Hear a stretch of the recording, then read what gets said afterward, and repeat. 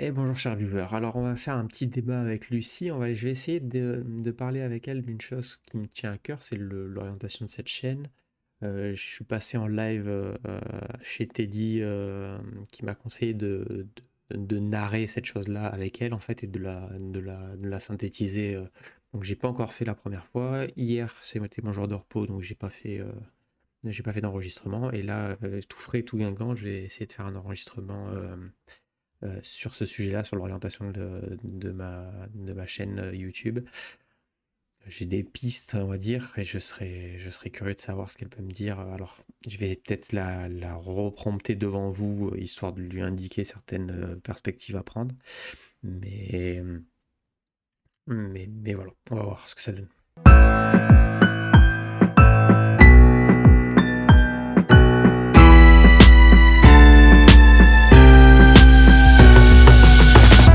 Parti. Et bonjour Lucie. Alors aujourd'hui j'aurais besoin de tes conseils j'aimerais que tu sois plus une conseillère YouTube, en gros, d'orientation de chaîne YouTube et de pilotage de chaîne YouTube. J'aimerais que tu sois le plus performant possible parce que je t'avoue que faire des podcasts en échangeant avec toi, c'est intéressant, mais j'y trouve des limites et à chaque fois que j'ai des échanges avec de vrais humains, j'ai un enrichissement qui est bien supérieur. Donc j'aimerais vraiment que tu m'aides à juste piloter la chaîne YouTube, que tu prennes pas en compte ces informations-là et que tu me dises en quoi je pourrais améliorer ma chaîne YouTube et mes références. Bonjour, je suis ravie de vous aider à optimiser votre chaîne YouTube. Voici quelques conseils pour améliorer votre chaîne. Contenu de qualité. Assurez-vous que le contenu est de haute qualité, informatif et engageant. Cela peut inclure une bonne narration, des visuels attrayants et un montage professionnel. SEO YouTube. Utilisez des mots-clés pertinents dans vos titres, descriptions et tags pour améliorer la visibilité de vos vidéos dans les recherches YouTube. Consistance de publication. Ayez un calendrier de publication régulier pour fidéliser votre audience. Interactivité. Encouragez l'interaction en posant des questions à vos spectateurs et en les invitant à commenter vos vidéos. Analyse des données. Utilisez YouTube Analytics pour comprendre ce qui fonctionne bien sur votre chaîne et ce qui peut être amélioré. Promotion croisée. Partagez vos vidéos sur d'autres plateformes sociales pour attirer plus de spectateurs. Collaboration. Collaborez avec d'autres créateurs de contenu pour élargir votre audience. Miniatures accrocheuses. Créez des miniatures visuellement attrayantes et pertinentes pour inciter les gens à cliquer sur vos vidéos. Engagement communautaire. Répondez aux commentaires et créez une communauté autour de votre chaîne. Innovation. Soyez ouvert à expérimenter avec de nouveaux formats ou idées pour garder votre contenu frais et intéressant. Si vous avez des questions spécifiques ou besoin de conseils sur un aspect particulier de votre chaîne, n'hésitez pas à demander. Je suis là pour vous aider.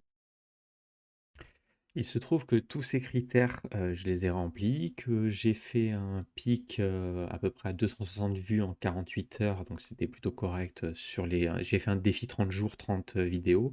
Donc aujourd'hui c'est la 30e vidéo, donc je ne sais pas vers quoi je vais.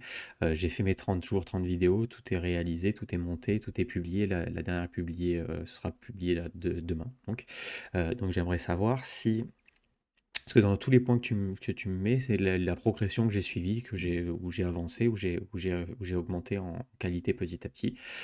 Donc à ce niveau-là, c'est fait. Le contenu de qualité, c'est bon. Le SEO, c'est bon. La constance de publication, j'en ai fait une par jour, donc c'est parfait. L'interactivité, j'ai au début désactivé les commentaires, ce qui a peut-être mis un coup de freinage au référencement. L'analyse des données, je le suis au quotidien. La promotion croisée, c'est plutôt correct. En fait, j'ai fait ça. Je suis pas trop réseaux sociaux et j'aime pas trop ça, mais je suis allé sur une communauté qui me permet de le faire, qui s'appelle Les Meilleurs. La collaboration, j'ai pas encore fait, mais j'y pense. Donc voilà, et l'engagement communautaire, étant donné que j'ai désactivé les commentaires, ça va être compliqué à faire. Donc je pense avoir fait quelque chose de pas mal. Je suis à 1100 vues pour les 30 premiers jours, donc je pense que c'est plutôt honorable. Je sais pas vraiment ce que ça vaut en réalité. Euh, donc dis-moi à peu près, si tu veux, je peux te sortir les stats, mais c'est pas très intéressant. 1100 vues, je suis à 33 heures de visionnage. J'ai pas un taux de rétention très, très élevé, je crois que je suis à 4 ou 5 minutes. Donc voilà, je suis à 41 abonnés alors que j'étais à 2 abonnés quand j'ai commencé. Félicitations pour avoir atteint la fin de votre défi de 30 jours avec succès. Il semble que vous ayez déjà une bonne compréhension des éléments clés pour gérer une chaîne YouTube. Atteindre 1100 vues et 33 heures de visionnage est un bon début, surtout si vous avez commencé avec seulement 2 abonnés. Voici quelques suggestions pour continuer à développer votre chaîne. Réactivez les commentaires. Bien que cela puisse affecter le référencement temporairement, l'engagement des spectateurs est crucial. Les commentaires peuvent fournir des retours précieux et aider à construire une communauté. Analysez le taux de rétention. Un taux de rétention de 4 à 5 minutes peut indiquer quel type de contenu captive le plus votre audience. Essayez de comprendre pourquoi certains contenus fonctionnent mieux et utilisez ces informations pour ajuster votre stratégie de contenu. Explorez les collaborations. Comme vous l'avez mentionné, les collaborations peuvent être un excellent moyen d'atteindre de nouveaux publics et d'ajouter de la variété à votre chaîne. Diversifiez les plateformes de promotion. Même si vous n'êtes pas fan des réseaux sociaux, envisagez d'utiliser des plateformes comme Twitter, Instagram ou même LinkedIn pour atteindre différents groupes de personnes. Contenu éducatif et divertissant. Pensez à créer des séries thématiques ou des vidéos éducatives qui peuvent à la fois informer et divertir vos spectateurs. Demandez des avis. Sollicitez des avis sur votre chaîne auprès d'autres créateurs de contenu ou de professionnels du marketing YouTube pour obtenir des perspectives extérieures. Continuez à innover. Maintenant que vous avez terminé votre défi, pensez à de nouvelles façons d'engager votre public, que ce soit par des formats de vidéos différents, des défis interactifs ou des Q&A en direct. N'oubliez pas que la croissance d'une chaîne YouTube est souvent progressive. Continuez à expérimenter et à apprendre de vos données analytiques et vous verrez votre chaîne se développer au fil du temps. Alors je vois un petit problème avec, je sais, j'ai analysé mes vidéos en fait, et je sais ce qui fonctionne sur YouTube. Pour faire de la réactance en fait, il faut faire du clash, il faut pas vraiment du clash, il faut dire des stupidités, sans nom, et en fait ça va créer de la réaction chez les gens. La réaction va pousser YouTube à promotionner la vidéo et ainsi de suite. Ça a fait un effet boule de neige où il y a que de la réactance et toute la réactance provoque encore plus de visionnage, donc plus de réactance, et c'est un effet que je ne veux pas sur ma chaîne en réalité. Donc il y a des choses que je ne veux pas à ce niveau-là. Je ne veux pas jouer le jeu en fait de YouTube, euh, à dire des énormités pour faire de la réactance. Je trouve ça complètement stupide. En revanche, je pense à un autre format, à passer en live en fait, ce qui serait peut-être plus intéressant euh, à faire. Euh, je sais pas vraiment quoi en live, mais je pense au live comme quelque chose d'intéressant. J'ai le PC pour, il me manque juste la webcam, mais bon, ça c'est pas un gros investissement. Et donc je pense que la webcam et mettre en fait les podcasts uniquement sur mon site L'Esprit Français, et en fait en non répertorié mais visible sur mon site, et de l'autre côté les lives uniquement en public. Donc les lives en public seront, comment dire, alors tout sera en public, hein, le site est en public, mais c'est juste que la démarche pour partir de YouTube pour aller vers un site privé demande tellement d'efforts pour le 80 de QI d'une certaine manière, qui n'a pas cette présence d'esprit de cliquer sur les liens parce qu'en fait il est piégé par l'algorithme YouTube. Celui-là, j'en veux pas en fait de téléspectateurs, donc je vais faire un écrémage d'une certaine manière, par une complexification de l'accessibilité aux informations qui permet d'écrémer d'une certaine manière un petit peu les téléspectateurs. Je comprends votre préoccupation concernant la création de contenu qui provoque de la réactance pour gagner en visibilité. Il est important de rester fidèle à vos valeurs et à la vision de votre chaîne. Passer au format live peut être une excellente idée pour dynamiser votre contenu et interagir directement avec votre audience. Voici quelques idées pour vos lives. Q&A en direct. Organisez des sessions de questions-réponses où vous pouvez interagir avec vos abonnés et répondre à leurs questions en temps réel. Débat en direct. Invitez des invités pour discuter de sujets d'actualité ou de thématiques spécifiques à votre chaîne. Tutoriel ou atelier. Proposez des tutoriels en direct pour partager vos compétences et connaissances avec votre public. Événements spéciaux. Célébrez les jalons de votre chaîne ou organisez des événements spéciaux en direct pour engager votre communauté. Concernant l'idée de rendre vos podcasts exclusifs à votre site, cela pourrait effectivement aider à filtrer votre audience et à attirer des spectateurs plus engagés. Assurez-vous que votre site est optimisé pour le référencement afin que les gens puissent le trouver facilement. Vous pourriez également envisager d'offrir du contenu exclusif ou des avantages supplémentaires pour les visiteurs de votre site. Enfin, n'oubliez pas que la qualité et l'authenticité du contenu sont essentielles pour fidéliser une audience. Continuez à produire du contenu qui vous passionne et qui apporte de la valeur à vos spectateurs, et votre communauté grandira naturellement avec le temps. Si vous avez besoin d'autres conseils ou d'aide, n'hésitez pas à me le faire savoir. Bon courage avec vos projets en direct et votre site. Le truc, c'est que j'aimerais quand même driver.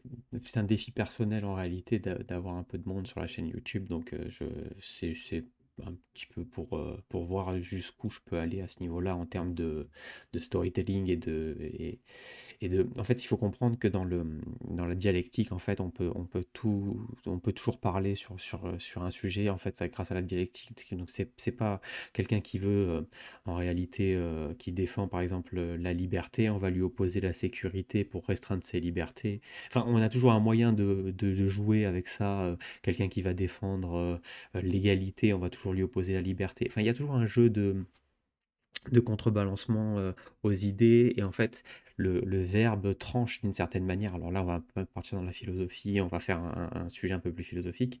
Le verbe tranche, quand on dit le verbe tranche, c'est que on est dans un monde anthropique, et ce monde anthropique, en fait, il génère du chaos. C'est-à-dire que quand je vais sortir un verbe, il va générer plus d'effets et de conséquences que le silence initial, en fait. Donc, c'est un peu le problème aujourd'hui, et c'est sur ça que je table la chaîne YouTube, et surtout le fait de prendre la parole, parce que je sais que euh, quelle que soit la prise de parole, en fait, ça crée de la réactance, quelle qu'elle soit, d'une certaine manière. Après, il y a des réactances qui sont, on va dire, à des fréquences plus ou moins basses et plus ou moins élevées. J'essaye d'avoir des fréquences relativement élevées quand même, mais j'aurai des fréquences basses qui auront de la réactance dans tous les cas. Et je trouve que au niveau de production de live, je pense que la React est une chose intéressante, parce que on prend des sujets basiques traités en population générale, donc avec une fréquence basse, et on va pouvoir essayer d'élever le niveau de la fréquence par notre prise de parole. Et donc on va générer de la réactance, tout pareil mais la réactance a des fréquences plus élevées, en tout cas c'est ce que j'espère. Euh, et donc en fait on fera ce que l'univers fait, c'est-à-dire que générer de l'entropie, mais à un niveau que l'on estime juste. Alors, est-ce que ça aura un impact réel? Je pense pas, mais ça aura un effet, en tout cas sur celui qui génère cette entropie, ça a un effet positif de penser que cette entropie a une fréquence élevée, en fait. Votre approche philosophique de la création de contenu est fascinante et montre une réflexion profonde sur l'impact de vos mots et idées. Vous avez raison, chaque prise de parole génère une réaction, et c'est cette dynamique qui peut soit attirer, soit repousser votre audience. Pour continuer à attirer des spectateurs sans compromettre vos valeurs, voici quelques suggestions. Storytelling de qualité. Concentrez-vous sur le storytelling de qualité qui engage les spectateurs sans recourir à la controverse. Racontez des histoires qui inspirent, éduquent ou divertissent. Sujet de fond. Abordez des sujets de fond qui encouragent la réflexion et le débat constructif, plutôt que des sujets polémiques. Contenu positif. Créez du contenu qui a un impact positif sur votre audience, qui les laisse avec quelque chose de valeur après avoir regardé. Live interactif. Utilisez les lives pour créer une interaction authentique avec votre public. Cela peut inclure des discussions sur des sujets complexes, élevés en fréquence, comme vous l'avez mentionné. Éducation et divertissement. Trouvez un équilibre entre éducation et divertissement pour maintenir l'intérêt tout en élevant le niveau de discussion. Engagement authentique. Encouragez un engagement authentique en invitant les spectateurs à partager leurs propres réflexions et expériences. Enfin, C'est pour ça que je pense m'orienter sur de la React, donc réagir à des contenus déjà existants, par exemple des chaînes de télévision ou des choses comme ça, parce que c'est quelque chose qui est très admis en population générale, et donc si j'amène une contradiction à ce niveau-là, ça peut être très intéressant en réalité, je pense. réagir à des contenus existants peut être une stratégie efficace pour engager votre audience, surtout si vous apportez une perspective unique ou éducative. Voici quelques conseils pour réussir vos vidéos de réaction. Choix du contenu. Sélectionnez des contenus qui sont populaires ou qui suscitent l'intérêt général, mais assurez-vous qu'ils sont pertinents pour votre audience et votre niche. Analyse critique. Au lieu de simplement réagir, fournissez une analyse critique ou éducative qui ajoute de la valeur à la discussion originale. Respect des droits d'auteur. Soyez conscient des lois sur le droit d'auteur et utilisez le contenu de manière équitable en respectant les directives de YouTube sur l'utilisation équitable. Interaction avec les spectateurs. Encouragez les spectateurs à partager leurs propres réactions et opinions dans les commentaires. Authenticité. Restez authentique dans vos réactions. Votre honnêteté attirera les spectateurs qui apprécient une perspective sincère. Diversité des formats. Variez les types de contenus auxquels vous réagissez pour maintenir l'intérêt de votre audience. En intégrant Je pense que tu as été de bons conseils. Alors, c'est un peu moi qui ai orienté toute la conversation. J'aimerais que tu me fasses une conclusion, sans me faire des points d'évolution, de stratégie, tout ça, juste une approche globale sur comment, de manière philosophique, tu peux percevoir la création de contenu et m'aider à percevoir une complexité qui m'aurait peut-être échappé à ce niveau-là. La création de contenu, dans sa forme la plus pure, est un acte de communication et d'expression qui transcende les simples mots ou images. C'est une extension de l'âme du créateur, une fenêtre sur sa vision du monde et ses valeurs. Philosophiquement, chaque contenu que nous créons est une empreinte que nous laissons dans le tissu de l'univers numérique, une onde qui peut soit élever la conscience collective, soit simplement résonner dans l'écho de nos propres pensées. En tant que créateur, vous avez le pouvoir non seulement de divertir et d'informer, mais aussi de provoquer la réflexion et d'inspirer le changement. La complexité réside dans l'équilibre entre rester authentique à votre vision et s'adapter aux désirs et besoins de votre audience. C'est une danse délicate entre l'intégrité artistique et la résonance sociale, où chaque pas est à la fois un choix et une déclaration. Votre quête pour créer un contenu qui génère une réactance positive est louable. Elle montre une compréhension profonde que le contenu que nous partageons façonne non seulement notre réalité immédiate, mais aussi la culture et la conscience collective. En fin de compte, la valeur de votre contenu ne se mesure pas seulement en vues ou en likes, mais dans l'impact qu'il a sur la vie des individus et dans la contribution à un dialogue plus large. Continuez à explorer, à expérimenter et à réfléchir. Chaque création est une opportunité d'apprendre et de grandir, non seulement pour vous en tant que créateur, mais aussi pour ceux qui reçoivent et interagissent avec votre travail. La création de contenu est un voyage sans fin, et chaque étape est une chance de découvrir une nouvelle facette de cette complexité que vous cherchez à comprendre. Bonne continuation dans cette belle aventure. Alors, c'est une très belle conclusion qu'elle vient de me faire. Je suis entièrement d'accord avec elle et je rajouterai juste que ce qui est important dans la vie, c'est pas la destination, c'est le chemin. Et que tant qu'à faire le chemin, autant le faire de manière à défendre, sa liberté d'expression, donc ses idées. Et donc, je trouve plutôt intéressant. Personnellement, je ne prenais pas la parole en public en amont parce que j'avais une personne à protéger. Aujourd'hui, j'ai un peu plus rien à perdre, donc en fait, je suis d'une certaine manière libéré de cette protection que je devais apporter. Donc maintenant, je fais un peu ce que je veux en fait, et j'ai pendant ma vie mené des, comment dire, mener mes pas dans des endroits très dangereux, donc en réalité, la prise de parole en public n'est pas une chose qui me fait si peur que ça. euh, pour avoir un passé relativement complexe et relativement, à certains moments, pas tout le temps, mais à certains moments dangereux. Donc en réalité, le risque à ce niveau-là n'est pas très, très, très difficile à arbitrer en relation avec la conversation que j'ai eue avec Teddy dans son live, parce qu'il faut arbitrer les risques et le problème c'est que qui dit arbitrer les risques en réalité veut dire juste assumer les conséquences de ses choix. Et donc en prenant la parole en public, il y a comment dire, cet homme qui se dresse face à la tempête, c'est-à-dire qu'il accepte de se prendre une vague dans la gueule. C'est un peu le principe et il y a des gens qui sont pas aptes à assumer ce principe-là, donc c'est compréhensible. Après, hein, quand on a par exemple des enfants, de la famille ou des choses comme ça, qu'on a des choses à perdre, euh, je peux comprendre que la balance bénéfice-risque fasse qu'on reste dans le silence et dans l'inactivité. Euh, Personnellement, moi j'ai un peu rien à perdre, donc à ce niveau-là, pour les jeunesses, quoi. J'ai plus à y gagner qu'à y perdre en réalité. L'arbitrage des risques, c'est ça. C'est dans un système capitaliste, l'arbitrage des risques. Alors je vais juste faire une parenthèse parce que avec Teddy, on parlait des risques dans son dernier live. L'arbitrage des risques, en réalité, c'est la balance bénéfice-risque. C'est ce qu'on appelle le taux d'intérêt dans le capitalisme. Si le taux d'intérêt est supérieur au risque encouru de perdre la totalité du capital, alors c'est un investissement qui a de l'avenir. Si le risque est supérieur euh, au taux d'intérêt, en fait, le capitaliste n'investira pas son argent. Donc en fait, c'est juste arbitrer les risques à ce niveau-là. Ça n'est pas forcément arbitrer les conséquences en réalité, mais c'est choisir de subir les conséquences. En revanche, les conséquences, on les subit en permanence en réalité. Tous, quels que soient nos choix, on subira les conséquences de nos choix.